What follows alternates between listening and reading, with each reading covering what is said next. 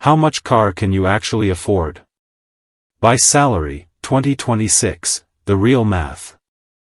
You're about to make a decision that will quietly follow you for the next decade.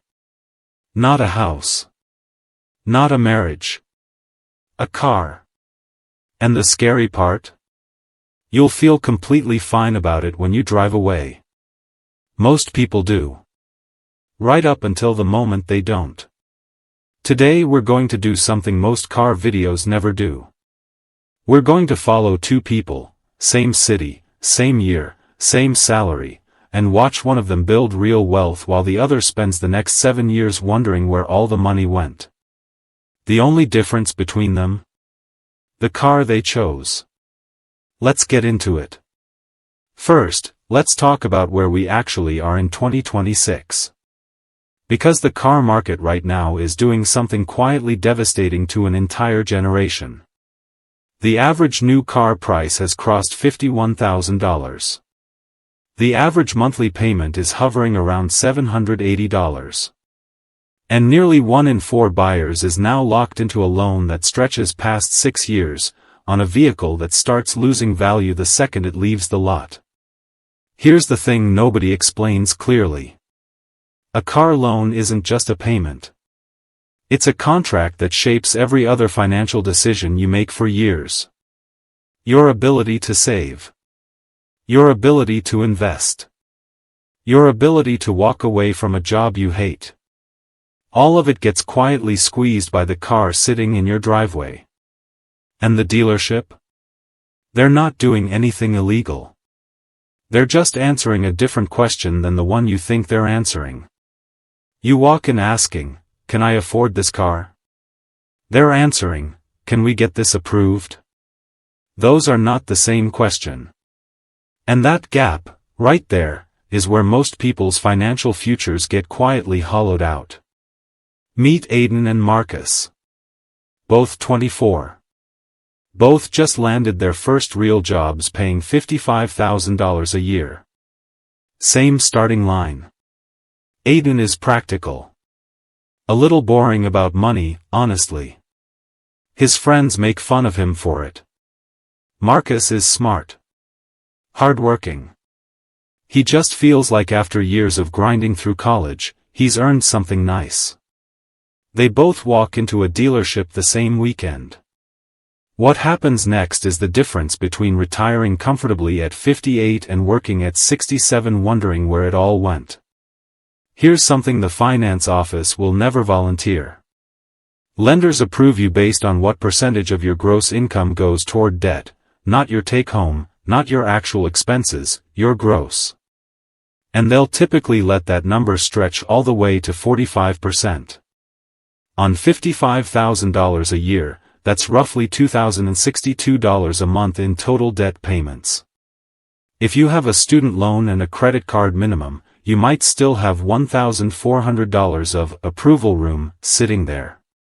The lender sees that room. The dealer sees that room. And their entire job is to fill it.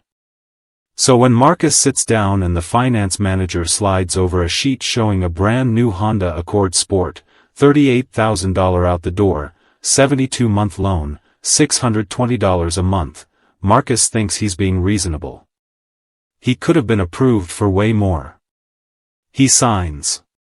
And that's the trap. The trap isn't the car you max out. It's the car that feels responsible but isn't. Let's run the actual math on what Marcus just signed. $620 a month is the loan payment. But that's only the beginning. Insurance on a new car, especially for someone under 25, roughly $190 a month. Gas at average commuting distance, about $140 a month. Maintenance reserve, and this is what almost nobody budgets, $75 a month minimum. Registration, annually, spread monthly, another $30. Total all-in cost of that reasonable Accord? Around $1,055 every single month. Marcus takes home about $3,600 after tax. That car is consuming 29% of every dollar he earns before rent, before food, before a single dollar moves toward his future. Financial planners generally say total transportation, everything, should sit at or under 15% of take-home for most people, and closer to 10% if you're serious about building wealth. Marcus is almost at 30. He doesn't know that yet. He just knows he looks good pulling out of the parking lot. Now let's check on Aiden. Same salary. Same dealership weekend. But Aiden did the math before he walked in. He bought a 3-year-old Toyota Camry with 28,000 miles. $21,000. Put $4,000 down. Took a 48-month loan at just under 7%. Monthly payment, $408. Insurance on a used mid-size sedan, $130. Gas, same commute, $140. Maintenance, $55 a month reserved. All in, $733 a month. About 20% of take-home. Not perfect by the 10% rule, but real. Manageable. And that loan is gone in 4 years. Aiden's friends say the car looks boring. He doesn't disagree. Here's where it starts getting uncomfortable. Because in year 1, Marcus feels great. New car smell. Bluetooth. Heated seats. 0 complaints. Aiden feels fine. The car works. He stops thinking about it. By year 3, something shifts. Marcus has a problem. The Accord is worth about $22,000 now. He still owes $27,000. He's upside down, owing more than the car is worth, and he still has 3 years of payments left. He can't sell it. He can't trade it without rolling debt into his next loan. He's stuck. Aiden? His loan is almost done. 12 more payments and it's his. Completely. And here's the line that should stop you cold. The moment Aiden's loan ends, he doesn't get a raise. But he gets $408 a month back, every single month, for the rest of his life. That's the moment everything changes. Aiden starts putting that $408 directly into an index fund the month his loan ends. Every month. No exceptions. Marcus is still paying $620. Plus insurance. Plus the slow creep of maintenance costs now that his warranty is ending. Let's fast forward. At year 10, Aiden has invested roughly $408 a month for 6 straight years. At a conservative 9% average annual return, that's grown to around $38,000. And he's still investing. Every month. Because the habit stuck. Marcus finally paid off his car. But 2 years before payoff, he traded it in, rolling $4,000 of negative equity into a brand new SUV because he needed more space. New 72-month loan. The cycle restarted. This happens to millions of people. They don't even notice it happening. At year 20, the math is brutal.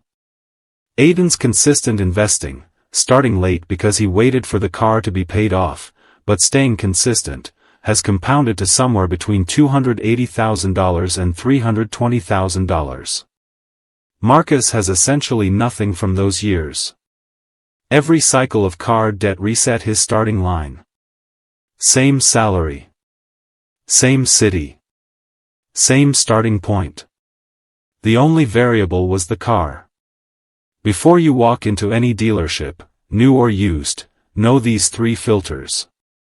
The 10% rule. Your total monthly transportation cost should not exceed 10% of your gross monthly income. Not take home. Gross. This is your baseline protection. The 24 rule. Put at least 20% down. Never finance longer than 48 months. If the math doesn't work at 4 years, the car doesn't work for your life. The 25% cap. The total purchase price of the vehicle should be no more than 25% of your annual gross salary. Earning $60,000? Your car's ceiling is $15,000. Earning $100,000? Cap at $25,000. This is your gut check before you even walk in.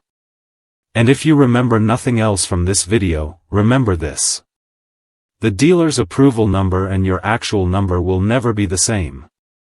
The gap between them is the price you pay for looking wealthy instead of becoming wealthy.